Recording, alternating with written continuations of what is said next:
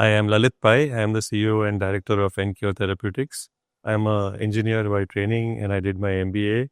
And my essential introduction into clinical research was 25 years ago.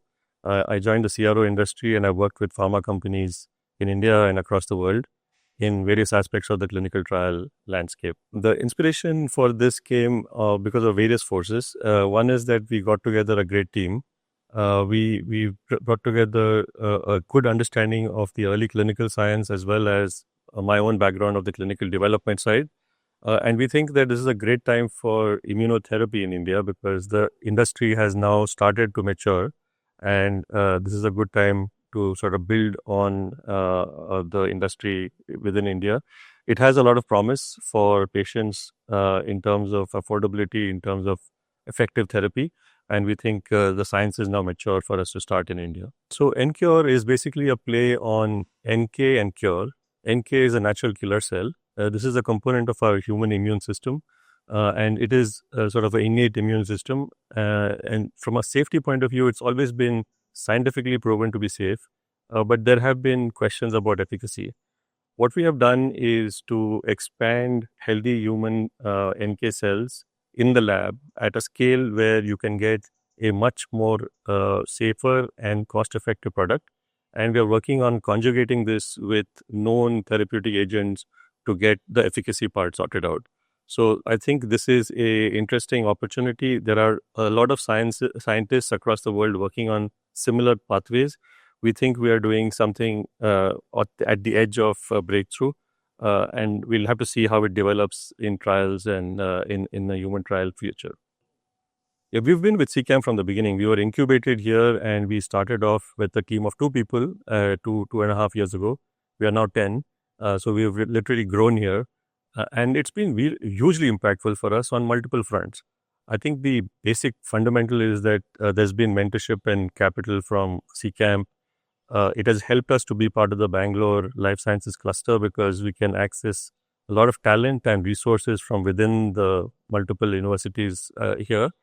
But I think more important, or one of the more important things, is that this is a community of like-minded companies where we all go through similar issues, either on the science front or on the regulatory front or on other, funding, etc. And it's a good opportunity. It's a good place for minds to meet and to discuss and brainstorm ideas. So we've been hugely supported and mentored by CCAM. Very happy for that. We've been very privileged to be granted a DBT BIRAC biotechnology ignition grant in the initial days of our program. That has really helped us to get some of the basic sciences aligned. But we are also working with BIRAC for other grants, and as things start developing, I think we'll have a much better collaboration and at a scale with the DBT and various other government institutions.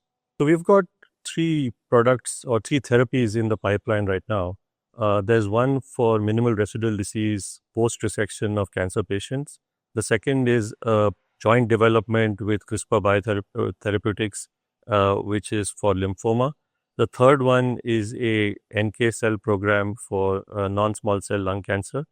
And all of these 3 will take time to mature in terms of the process for clinical trials. I think that is going to consume us for the next 3 to 5 years. But alongside that, we continue to do research on various other modalities.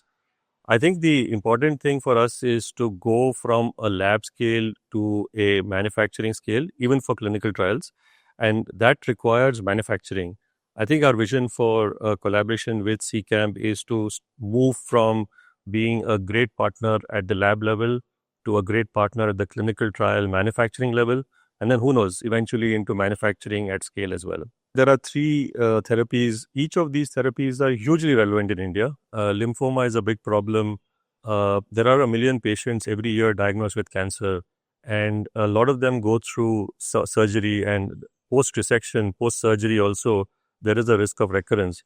So we've shown, or studies have shown, that NK cells can prove beneficial in these situations.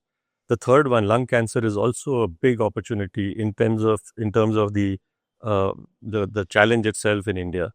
I think all of these 3 things can provide effective cures, but more important, the products that we are working on will be more affordable, I think, for the broader base in India. So I think the industry is poised at a very interesting level. In India, we have a lot of resource. So we've been working with people across the world. We see talent coming out from India to be on par with, if not, slightly better than talent from rest of the world. We've had a limitation in terms of exposure in the past, but now with more collaborations, and we are collaborating with multiple countries across the world, I think the exposure will get better. Exposure in terms of the procedures, in terms of the science, in terms of techniques.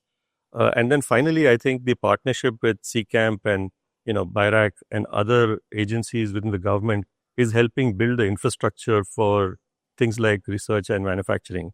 I think these three in combination will help boost the industry. I think it will be at an inflection in the next 3 to 5 years, and then sky's the limit. So we are very optimistic about the science and the industry of cell and gene therapy in India.